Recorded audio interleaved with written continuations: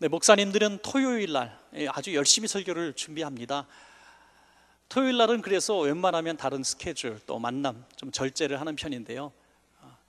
어떤 목사님이 겪은 일입니다. 집에서 설교 준비를 토요일 날 이렇게 힘겹게 하고 있었습니다.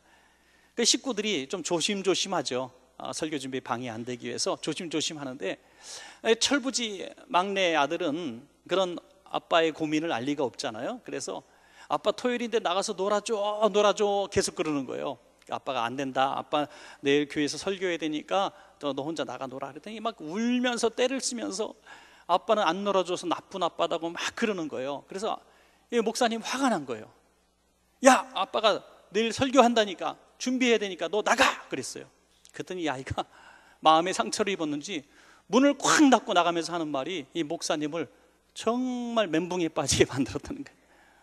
뭐라고 얘기하고 나갔냐면, 설교도 되게 못하면서 그래서 예. 설교는 잘하면 내가 뭐 참아주는데 설교도 되게 못하면서 뭘 놀아주지도 않냐고 아기가 그러고 나갔대요. 근데 이 목사님이 상처가 된 거예요. 이게 얘가 들을 때도 내가 설교를 되게 못한 목사구나. 그러면서 많은 생각을 했는데 다음 주일날 역시나 설교를 그 말이 계속 맴돌아가지고 완전히 못했다는 겁니다. 그러면서 저는 이 얘기를 들으면서 그런 생각이 들어요. 이 목사님 이런 생각을 하지 않았겠나. 나는 둘 중에 하나도 잘하면 좋을 텐데 둘 다 못했구나. 아이하고 놀아주는 것도 못하고, 그렇다고 해서 설교도 잘 못하고 목회도 잘 못하고 가정도 잘못 돌보고 나는 잘하는 게 없구나 하면서 굉장히 아마 실족하지 않았겠는가, 그런 생각을 해봅니다. 인생이 무엇이냐고 물으신다면 저는 후회다. 지나오면 다 후회할 일뿐이 없습니다. 여러분들 놀아줘 했던 애들이 눈 감았다 뜨니까 다 시집 장가 가버렸어요. 그죠? 어느 날 갑자기 대학생이 돼가지고 우리가 놀아줘 그래도 바빠서 안 놀아줍니다. 눈 감았다 뜨면은 갑자기 그렇게 세월이 가버렸어요. 그때 하지 못한 일들, 우린 다시 기회를 얻을 수가 없는 것이죠. 그래서 무슨 후회를 하냐면, 그때 이렇게 했어야 하는데 하는 후회를 하고요, 또 하나는 그때 그렇게 하지 말았어야 하는데 하면서 또 후회스럽습니다. 어떤 시골에서 어머니가 모처럼 올라오셨어요. 예고도 없이. 그래서 딸아, 오늘은 너희 방에서 너랑 같이 자고 싶다. 그랬더니 이 딸도 엄마 왜 불편하게 그러세요? 혼자 주무세요 하고 딸 방을 내어드리고 침대에서 혼자 주무시게 했죠. 그런데 그게 마지막이었다는 거예요. 고향으로 가신 어머니는 곧 돌아가셨습니다. 그래서 내내 후회가 되는 거죠. 야, 같이 좀 자자 했던 엄마의 손길을 부르친 게 너무너무 후회스러워가지고 한평생 괴로웠다는 얘기를 들었습니다. 그래서 우리 인생은 다 후회예요. 잘한다고 했는데도 후회고요, 또 우리는 하지 못한 것들에 대해서 또 많이 후회하며 살아갑니다. 그래서 우리는 최선의 선택을 해야 후회를 줄일 수가 있습니다. 우리 인생은 늘 선택의 연속이죠. 뭘 선택하느냐. 오늘도 점심에 중국집에 가셔서 두 분이 가서 식사를 하시면 짜장면을 선택하든지 짬뽕을 선택하든지 우리는 음식을 선택하고요, 우리는 많은 직장과 또 결혼 상대자, 또 우리는 많은 직업과 일들을 선택하면서 지금까지 살아왔습니다. 할 수만 있다면 최선의 선택, 좋은 편을 선택하는 것이 얼마나 큰 복이겠습니까? 저는 오늘 그래서 말씀의 제목을 좋은 편을 선택하라, 좋은 편을 선택하라. 오늘 본문의 배경의 말씀은 아주 단순한 말씀이고 성경에서 그렇게 비중 있게 다루는 말씀도 아닙니다. 예수님께서 한 마을에 들어가셨을 때 마르다가 모시고 마르다와 예수님과의 아주 짧은 평상시의 소소한 대화를 통해서 우리는 보와 같은 진리를 하나 발견하게 됩니다.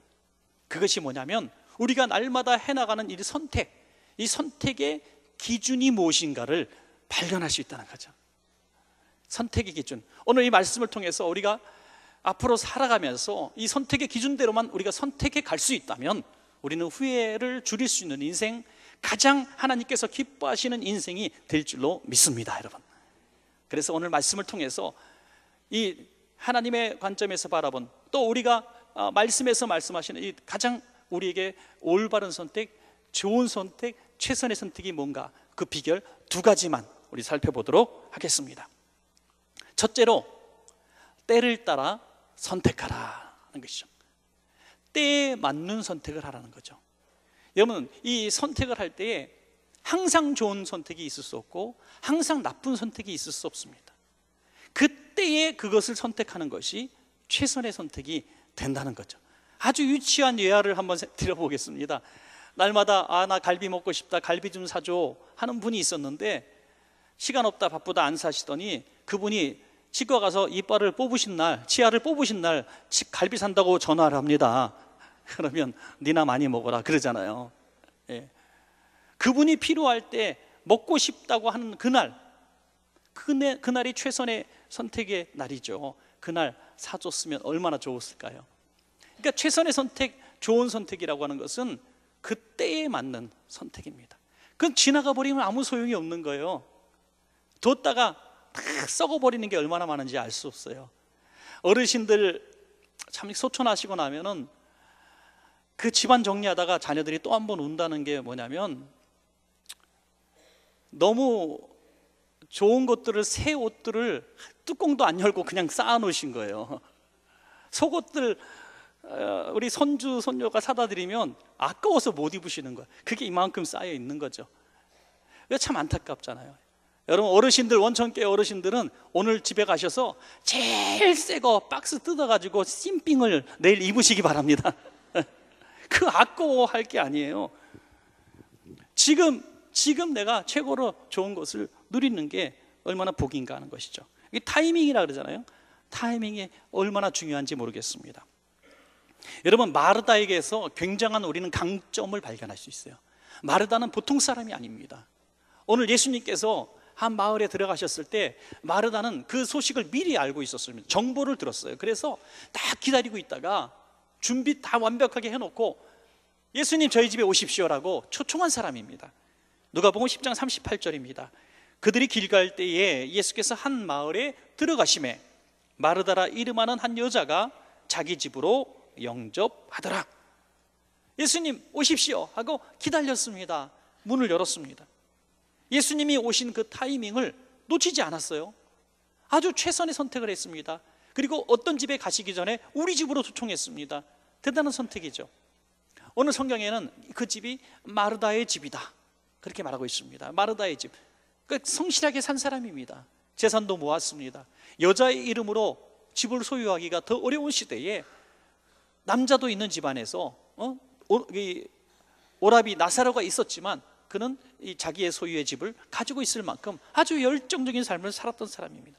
또한 그는 손끝으로 수고도 할 줄 아는 사람입니다. 열심히 집 청소도 하고 음식도 열심히 만들어서 예수님을 잘 대접하고 싶은 아주 선한 마음을 가졌던 그런 귀한 분입니다. 저는 이런 마르다의 섬김은 정말 귀하다고 생각합니다.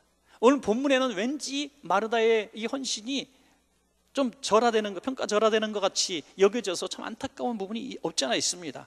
마르다가 없으면 어떻게 교회가 유지되고, 마르다가 없으면 어떻게 집이 유지되고, 마르다가 없으면 어떻게 기업이 유지되겠습니까? 집에서 하루에 몇 번씩 설거지 하시고, 애들 옷 빨래하고, 또 뒷바라지하고, 또 많은 교회 일들 하고, 또 그러면서 또 소일거리 또 찾아서 일도 하고 살림에 보태기 위해서 그렇게 많은 분들, 마르다 같은 분들이 얼마나 많은지 알 수 없습니다. 우리 교회도 이 청소하시는 막 이런 수고들, 예배당 이 의자 하나 다 우리 성도님들의 손길을 통해서 토요일날 다 닦은 거예요. 바닥에 먼지 하나 없도록 줍고, 강단 닦고, 또 주차장 청소하고, 또 여러분들이 음식을 만들고, 평일날 오면 매일매일 음식을 해요. 매일매일 설거지를 하세요. 그런 수고하면 참 얼마나 미안한지 알 수 없어요. 그래서 그냥 청소 안 하고 밥도 안 먹고 그냥 그래 살아갔으면 좋겠는데 그렇게 할 수 없으니까 그 손길들이 계속 필요한 거죠. 여러분, 이렇게 크게 수고했던 마르다인데 왜 칭찬은 마리아가 듣냐 이거예요. 속이 상하지 않아요? 마르다는 다 준비해서 예수님을 모셔드렸고 음식을 준비하고 모든 것을 주최한 주최측인데 한 번도 등장하지 않았던 마리아가 예수님 칭찬을 듬뿍 받고 마리아는 책망은 아니지만 부끄러움을 당했습니다. 왜 그랬을까요? 타이밍을 제대로 보지 못했기 때문이죠. 타이밍을 놓쳤기 때문이죠. 여러분, 제가 마르다와 마리아가 예수님 모시기 그 전의 상황을 한번 설명하기 위해서 타임머신을 타고 그 전에 한번 가봤습니다. 예수님 오시기 전에 그 상황이 어땠을까요? 야, 마르다가 이렇게 얘기했어요. 마리아야, 예수님 이웃말로 오셨는데 곧 우리 마을에 오실 거야. 내가 오시면 우리 집에 모실 거야. 그러니까 집 청소 좀 하자. 집 청소 막 했을 거예요. 지금도 신방 가면요, 어떤 연립주택 4층 신방 가는데 1층에 물이 뚝뚝 떨어지더라고. 계단에 4층에서부터 물을 뿌린 거예요. 이렇게 1층까지 카펫도 안 깔아주셔서 참 다행인데, 하여튼 집 청소를 하시더라고요. 어떤 분은 뭐 옛날에는 등도 갈고 도배도 했다는 분이 있는데, 그건 옛날 전설의 고향에 나올 얘기지만, 하여튼 이렇게 예수님 모시는 거에 대해서 얼마나 설레고 준비했겠냐 하는 거죠. 그때 마리아도 놀았는가? 아니요, 마리아도 바빴습니다. 집 청소하고요, 이마트 가서 물음식도 사오고 물도 준비하고 방도 닦고 다 했을 거예요. 마리아도 되게 분주하게 뛰어다녔습니다. 그런데 예수님이 오시는 순간 마리아는 예수님 곁에 딱 붙어서 말씀에 집중했다고 하는 것입니다. 마르다가 예수님을 모신 것이 잘못한 것이 아니라, 또 예수님 오셨을 때 음식한 것이 잘못이 아니라, 이 모든 것들은 예수님 오시기 전에 했어야 될 일이고, 예수님이 오셨을 때는 예수님 곁에 딱 붙어서 예수님의 말씀을 들어야 했다는 것입니다. 마리아는 이걸 놓친 거예요. 예수님께서 너무나 답답하시고 안타까워서 뭐라고 말씀하십니까? 얘야, 마르다야, 마르다야, 2번이나 부르세요. 네가 많은 것을 준비하려고 근심하고 염려하는데 그렇게 하지 마. 나 위한 것이 아니야. 나는 음식 한 가지만 있어도 돼. 아니, 뭐 없어도 괜찮아. 내가 뭐 먹으려고 왔냐? 나는 너와 교제하고 싶어서 왔어. 내가 하나님의 말씀을 전하고 싶어서 왔어. 그러니까 나한테 좀 집중해 주면 안 되겠니? 주님은 그렇게 말씀하시는 것입니다. 여러분, 때로는 우리 사역이 우리 예배에 방해가 되고, 내가 주님을 위해서 열심히 했던 어떤 수고들이 너무나 피곤하고 지쳐서 주님의 말씀 듣는데 방해가 된다면 그건 옳은 일이 아니라는 것입니다. 여러분, 오늘날 수많은 교회와 수많은 성도들이 정말 열심히 수고들 많이 합니다. 정말 많은 봉사들을 하고요, 정말 들을 때 미안할 정도로 교회에서 많이 일을 합니다. 그렇지만 더 중요한 것을 놓쳐서는 안 됩니다. 그것은 주님과의 교제인 줄로 믿으시기 바랍니다. 주님을 만나지 못하고 주님과 교제하지 못하고 오늘 거룩한 주일날, 오늘 7월 15일 거룩한 주일날 일만 하다 왔다, 그게 무슨 의미가 있겠느냐 하는 거죠. 여러분, 마르다가 책망받은 것은 물론 아닙니다. 성경에 마르다를 책망했다는 말씀은 하나도 나오지 않아요. 하지만 마리아가 칭찬을 받았다는 거죠. 언니 덕분에 예수님을 만났고 언니 덕분에 예수님 곁에 설 수 있었던 그가 칭찬을 받았습니다. 그래서 저는 이렇게 생각합니다. 마르다는 예수님을 잘 모심으로 말미암아 성경에 기록된 선한 섬김의 모델이 되었지만, 마리아는 역사적인 인물이 되었습니다. 역사적인. 왜냐하면 그 이후에 마르다의 행적을 통해서 마리아가 얼마나 위대한 일을 했는지 드러나기 때문입니다. 마태복음 19장 30절에 이런 말씀이 있습니다. 그러나 먼저 된 자로서 나중되고 나중된 자로서 먼저 될 자가 많으니라. 모든 것을 준비하고 그 가정의 가장 같은 마르다보다 늦게 조그맣게 드러났던 마리아가 이후에 더 엄청난 주님의 위로가 되는 일을 하게 되는 것입니다. 여러분, 육신적으로는 우리가 그런 질투를 하면서 영적인 질투를 하지 않는 것이 문제입니다. 직장에 갔는데 과장이 됐어요. 과장이 됐는데 신입사원이 왔는데 신입사원이 조금 있다가 나보다 먼저 부장을 달고 이사가 됐다고 합시다. 얼마나 속이 상하겠어요. 나보다 후배로 들어온 초급장교가 별을 먼저 달아요. 얼마나 속상하겠습니까? 여러분, 이런 일에 아주 속상하고 괴로워하면서 영적인 일에 그런 속상함이 우리 가운데 없다는 게 문제예요. 예수 믿은 지 50년 됐어요. 30년 됐어요. 그런데 3년 전에 예수 믿은, 예수의 옛자도 몰랐던 사람, 내가 전도한 그 사람이 나보다 성경을 더 많이 하네. 나는 한 명도 전도하지 못했는데 전도를 3명이나 했대요. 나는 우리 교회 성도들 다 알지도 못하는데 그분은 이 사람 다 알고 댕기고 목사님의 기도도 맨날 받고 있어요. 여러분, 영적으로 좀 질투심이 나야 되지 않겠습니까? 영적으로 속상해야 되는 거죠. 마르다는 그런 속상함을 가지고 있어야 되는데 그걸 갖지 못했다는 거예요. 일하느라고, 일에 매여서 이 정작 중요한 예수님과의 교제를 하지 못했습니다. 그래서 저는 오늘 제 첫 번째 이야기를 드리면서, 그러면 최선의 때가 언제냐, 타이밍이 그러면 언제냐, 이걸 좀 고민해 봤습니다. 역시 성령님이 말씀하시는 그때 순종하는 것이 최선의 선택이라고 믿습니다. 여러분, 우리는 알 수가 없습니다. 우리는 언제 무슨 선택을 해야 되는지 우리는 알 수가 없습니다. 그러므로 성령님의 음성에 귀를 기울여야 합니다. 성령님이 말씀하실 때 아멘하고 순종하는 것이 바로 최선의 선택을 하는 타이밍이 될 줄로 믿습니다. 여러분, 우리 교회 와서도 말씀을 증거하셨던 그 아마존 선교사님인 김철기 선교사님 이야기를 잘 아실 겁니다. 최근에도 가슴 찢는 회개라는 책을 쓰셨는데요, 그 책을 읽다가 한 부분을 소개하고자 합니다. 아마존 선교를 한참 하셨을 때인데 갑자기 성령님이 막 마음에 뜨거움을 주시더라는 거예요. 느닷없이 기도해라, 부르짖는 기도해라, 부르짖는 기도해라.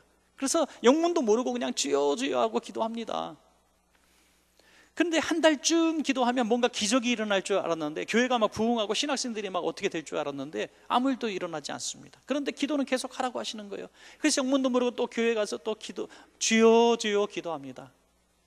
그러다가 목이 다 상했대요. 그분이 막 부르짖는 기도하시는 분이 아니었던 것 같아요. 그래서 주여 주여 하다가 목이 상해서 기도를 할 수 없을 정도로, 그래서 6개월을 기도해도, 1년을 부르짖어 기도해도 아무 일도 일어나지 않더라는 거예요.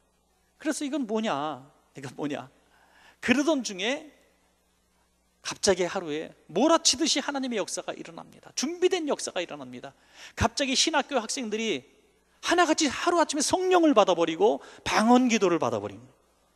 그리고 하루아침에 갑자기 입신에 들어가고 정글에서 울면서 기도하기 시작합니다. 아이들이, 변화되지 않던 아이들, 도둑질이나 일삼던 아이들이 갑자기 변화돼서 모든 악한 것들을 청산하더니 예배 날 학생들이 하나씩 나와서 누가 시키지 않는 죄의 고백을 합니다. 저는 달걀을 훔쳐먹는 사람입니다. 저는 살인한 사람입니다. 저는 간음한 사람입니다. 듣기도 끔찍한 얘기들을 하는데 선교사님의 아들까지 그렇게 고백했다는 거예요. 그러더니 정말 기적이 일어나서 그 지역에 그런 범죄들이 없어지고, 그렇게 나오지 않았던 15년 동안 한 번도 열매 맺지 않았던 망고나무들이 망고 열매를 맺기 시작한다는 거예요. 선교사님은 너무나 놀래가지고 이게 뭔가 하다가 하나님이 이 일을 이루시려고 기도로 준비시켰구나 하는 것을 나중에야 깨닫게 된 것입니다. 그때 기도를 선택하고 순종했기 때문에 이런 기적의 역사를 본 줄로 믿습니다. 여러분, 성령님이 오늘 우리에게 어떤 감동을 주실 때가 있어요. 아무개 집에 가봐라, 누구를 좀 생각해봐라, 돌봐라, 누구를 좀 위해서 기도 좀 해라. 우리 마음에 뜨거움을 주실 때도 있어요. 이번 여름에는 좀 기도해라. 그러면 이번 산상성에 내가 3박 4일 내가 기도원에서 기도하겠습니다. 이런 뜨거운 마음을 주실 때가 있어요. 그 마음을 거절하지 마시고 아멘하고 순종하는 것이 가장 좋은 선택이 될 줄로 믿으시기 바랍니다. 마지막 두 번째는 하나님의 관점을 가져라 하는 것이죠. 하나님의 관점을 가질 때 우리는 최선의 선택을 할 수가 있습니다. 가장 좋은 선택을 할 수가 있습니다. 여러분, 하나님을 기쁘시게 하는 것이 우리 삶의 목적이 되어야 합니다. 이것은 우리의 삶의 목적이고 가장 복입니다. 그런데 하나님을 기쁘시게 하는 방법에 대해서는 우리가 너무나 잘 모르고 있다는 것이죠. 그것은 하나님의 마음을 우리가 이해하지 않고는 알 수가 없는 것이죠. 주님이 어떨 때 가장 기뻐하시는가, 주님의 눈으로 바라보는 것입니다. 여러분, 마르다의 관점은 오직 음식 접대에 있었습니다.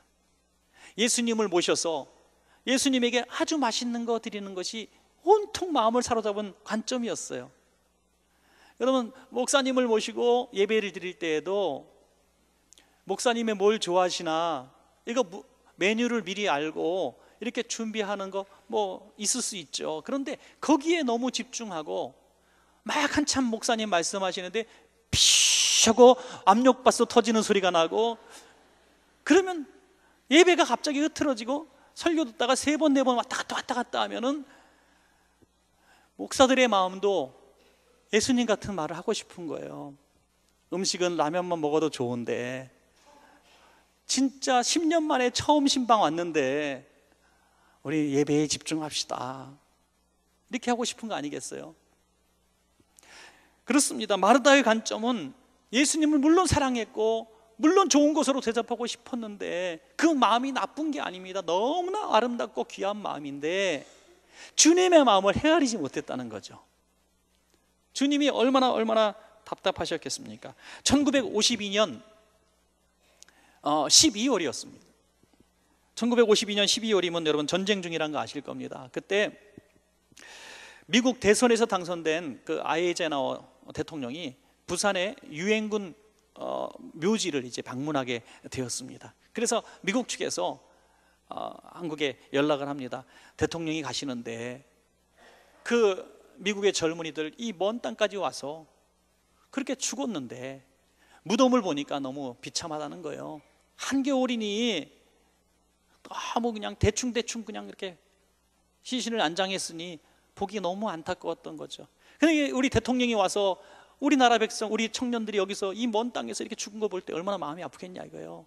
그래서 좀 거기다가 저렇게 좀 잔디라도 좀 입혀주면 좋겠다, 파란 잔디, 이렇게 요청을 한 것입니다. 그래서 한국에서 해주겠다 이렇게 얘기했는데 업자가 하나도 달려들지 않는 겁니다. 왜냐하면 12월에 전쟁통에 어떻게 잔디를 구하냐 이거예요. 말도 안 되는 소리 한단 말이에요. 불평 만들어 놓습니다. 그때 제가 하겠습니다 하고 나온 기업가가 하나 있었는데 여러분 잘 아시는 정주영 회장이었다는 거예요. 정주영 회장이 제가 하겠습니다 하더라는 거예요. 그래서 다 손가락, 아무도 못하는 거, 할 수도 없는 거 당신이 어떻게 하냐고 조롱을 했습니다. 그런데 정말 아이젠하워 대통령이 와서 부산 유엔군 묘지에 딱 갔을 때 파란 것이 쫙 덮여 있었다는 거예요. 도대체 이게 뭐냐 놀래가지고 보니까 잔디가 아니라 낙동강 강둑에서 자라던 보리싹을 심은 거예요. 잘라다가 보리싹을. 그러니 대통령도 기분이 좋고 위로를 받았다는 거죠. 그리고 정주영 회장이 멋있는 말을 했습니다. 그들이 원한 것은 잔디가 아니라 푸른 빛이었기 때문에 나는 푸른 빛을 입힐 생각만 했었다 하는 거죠. 당신들은 잔디라는 것에 꽉 관점에 사로잡혀서 잔디 하니까 불가능하다고 말했지만 나는 푸른 빛을 원하는 그들의 마음을 이해했다는 거죠. 그래서 푸른색만 내면 되는 거지 잔디면 어떻고 소나무는 어떠냐. 참 훌륭한 생각을 했던 기업가라고 생각을 합니다. 여러분 그렇습니다. 우리가 우리 관점에 콱 사로잡혀서 신앙생활하면 자기의 속에 사로잡혀서 얼마나 고집스러운 신앙생활을 하는지 몰라요. 그래서 장로교, 감리교, 침례교, 교파 너 서로 2단이다 3단이다 싸우는 거예요. 교회 안에서도 이렇게 해야 된다 저렇게 해야 된다, 가운을 입어야 된다 벗어야 된다, 악기를 이런 거 써야 된다 말아야 된다, 복음성가 부르면 된다 안 된다, 별의별 일 가지고 다 싸우고. 왜? 자기 것만 갖고 받고 있기 때문에, 자기 관점 속에서 이건 진리야라고 생각하기 때문에 뭘 잊어버렸냐? 예수님을 잊어버린 거예요. 예수님을. 마르다가 음식에 콕 박혀 있으면서 정작 안방에 앉아 계신 예수님을 잃어버렸어요. 예수님을. 이거 얼마나 슬픈 일입니까? 여러분 이 땅에 수많은 교회가 있고 수많은 믿음의 사람이 있지만 예수님을 잃어버리고 신앙생활하는 사람이 얼마나 없어요. 예수님을 전혀 관심 두지 않고 교회를 왔다 갔다 하는 사람이 얼마나 많은지 알 수 없습니다. 우리는 여기서 내 관점이 가진 얼마나 중대한 오류가 있는지를 우리는 인정해야 합니다.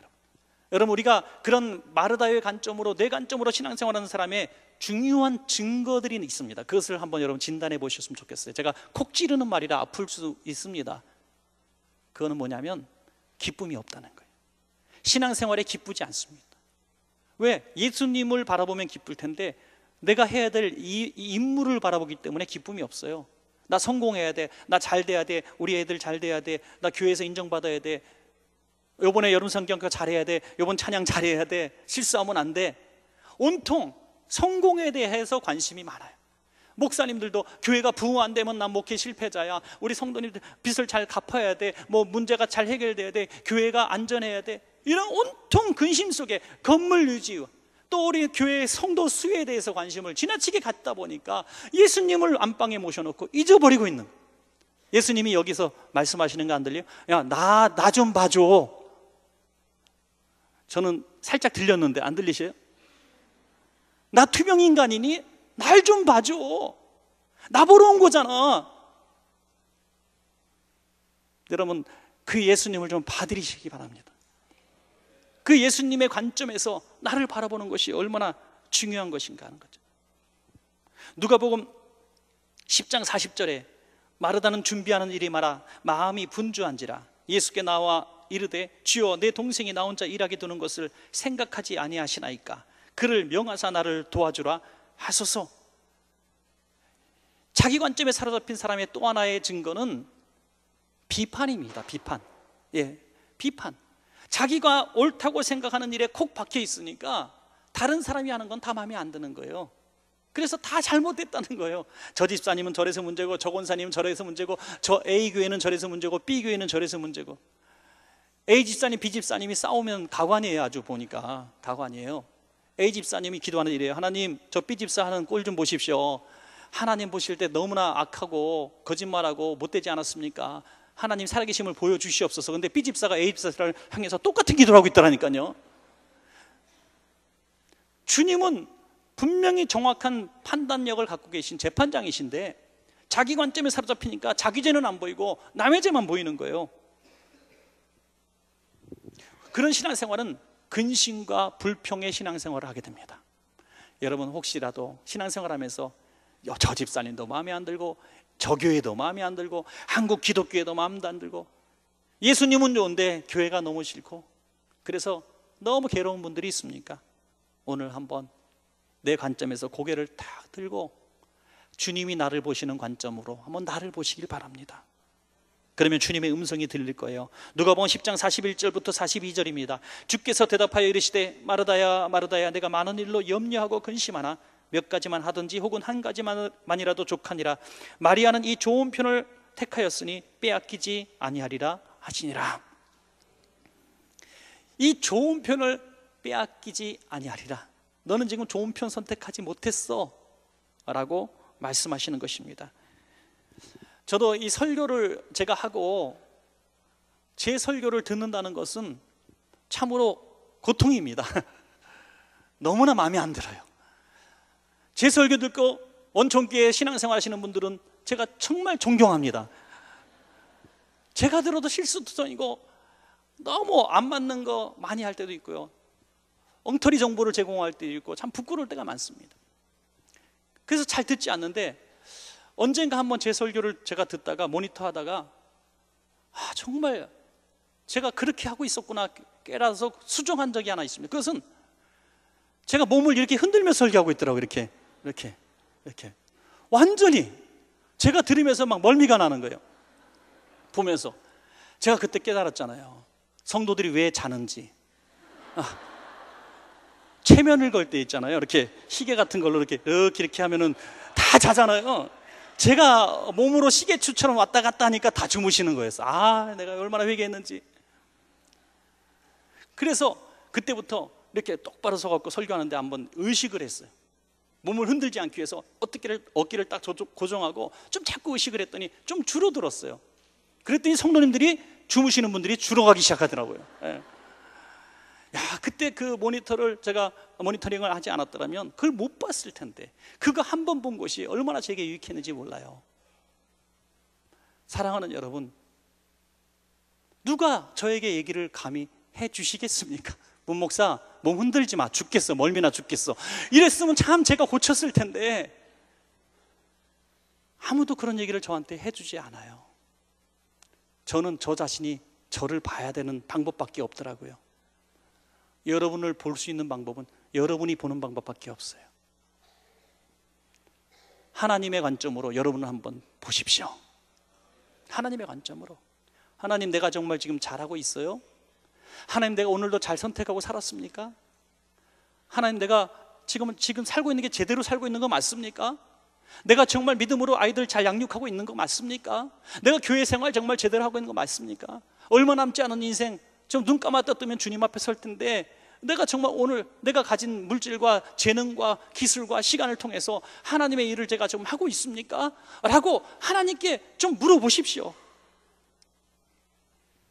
그것이 우리 자신을 변화시킬 수 있는 최선의 선택을 할 수 있고 가장 좋은 선택을 할 수 있는 아주 좋은 지름길이 될 줄로 믿습니다. 여러분, 주님은 제자들에게 먹고 사는 문제에 대해서 염려하지 마라. 너희는 주의 나라와 의를 구하라고 말씀하실 때 제자들은 그 말씀을 이해는 했지만 믿지는 못했어요. 마태복음 6장 33절에 그런즉 너희는 먼저 그의 나라와 그의 의를 구하라. 그리하면 이 모든 것을 너희에게 더하시리라. 이해는 했어요. 그러나 믿지는 못했다는 거죠. 주님의 마음의 관점과 우리들의 관점이 완전히 다른 거예요. 우리는 먹고 사는 게 너무너무 중요한데 주님은 주일이 너무너무 중요한 거예요. 그래서 주님은 말씀하시는 거예요. 야, 너 내일 좀 해줘. 그럼 내가 다 너 원하는 거 해줄게. 근데 우리는 먹고 사는 거에 계속 눈이 가 있어요. 하나님, 먹고 사는 거 책임져 주면 내가 주님 일을 좀 할게요. 순서가 바뀐 거예요. 주님의 관점에서 보면 이 문제가 너무너무 쉬운 문제인데 먹고 사는 문제를 딱 눈을 받고 주님을 바라보지 않으니 이 문제가 풀리지 않는 문제가 되었다는 것입니다. 사랑하는 여러분, 저는 이 마리아가 했던 이런 행위들의 정말 최고 훌륭한 강점을 여러분들에게 소개하고 싶어요. 그것은 하나님 외에 그 누구도 두려워하지 않았다는 것입니다.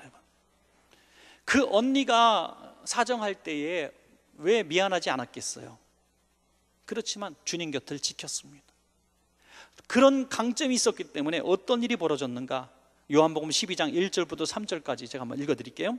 6월절 엿새 전에 예수께서 베다니에 이르시니 이곳은 예수께서 죽은 자 가운데서 살리신 나사로가 있는 곳이라. 거기서 예수를 위하여 잔치할세 마르다는 일을 하고 나사로는 예수와 함께 앉은 잔 중에 있더라. 마리아는 지극히 비싼 향유 곧 순전한 나드 한 근을 가져다가 예수의 발에 붓고 자기 머리털로 그의 발을 닦으니 향유 냄새가 집에 가득하더라. 하나님의 말씀을 듣고 예수님 곁에 꼭 붙어 있었던 사람은 예수님이 뭘 원하시는지 알았다는 거예요. 그래서 예수님 돌아가시기 전에 자기 순전한 나드 향유, 그 향유를 부어서 예수님 발에 붓습니다. 제자들이 책망합니다. 야, 그 비싼 거 팔아다가 가난한 사람들 주었으면 좋았을 걸. 책망합니다. 마치 언니 마르다가 책망했듯이 예수님 앞에서 똑같이 책망합니다. 예수님이 자기 편 들어줄 줄 알았던 거죠. 예수님이 나한테 뭘 이런 걸, 야, 이게 아깝다, 야, 진짜 귀한 일에 썼으면 좋았을 걸, 왜 나한테 허비하니, 그러실 줄 알았다는 거죠. 그런데 예수님이 뭐라고 말씀하셨어요? 요한복음 12장 7절에 예수께서 이르시되 그를 가만두어 나의 장래할 날을 위하여 그것을 간직하게 하라. 그가 하는 일이 좋은 편이다 이거예요. 옳다는 거예요. 여러분, 우리의 모든 선택의 심판자는 예수님밖에 없습니다. 사람 의식하고 인기 영합하고 표 따라 움직이고 그러지 마시고 정말 예수님이 원하시는 게 무엇인지, 정말 정의가 무엇인지, 무엇이 하나님의 기쁨이 되는지, 무엇이 사람을 위한 것인지, 그걸 생명 걸고 선택하는 겁니다. 그런 사람이 역사의 주인공이 될 줄로 믿습니다. 여러분, 저는 우리 아버님이 하신 선택 중에서 참 잘하신 선택이 하나 있다고 봐요. 우리 아버님은 평북 의주세요. 평북 이북분이신데 오형제가 같이 사셨습니다. 공장을 하시고. 그런데 그때 평북 의주에서 좀 위에 만주에서 이제 공장을 하시면서 오형제 형제분들이 같이 사셨고 신앙생활을 그때부터 하고 계셨습니다. 그런데 중국이 공산화가 되면서 전체적으로 이제 예수 믿기 어려운 상황이 점점 만들어져가고 있었고, 또 이북이 점점 공산화되고 있는 그런 상황에 놓여 있는 것을 아셨습니다. 그래서 전쟁 발발하기 바로 얼마 전에 이제 온 가족이 모여서, 시집 가신 우리 고모님 빼고 온 가족이, 오형제가 모여서 가족 회의를 하셨답니다. 이곳에서 남아 있으면 공장은 지킬 수 있겠지만 우리는 신앙생활은 포기해야 된다. 저 남쪽으로 신앙의 자유를 찾아 남쪽으로 갈까? 여기서 그냥 있을까?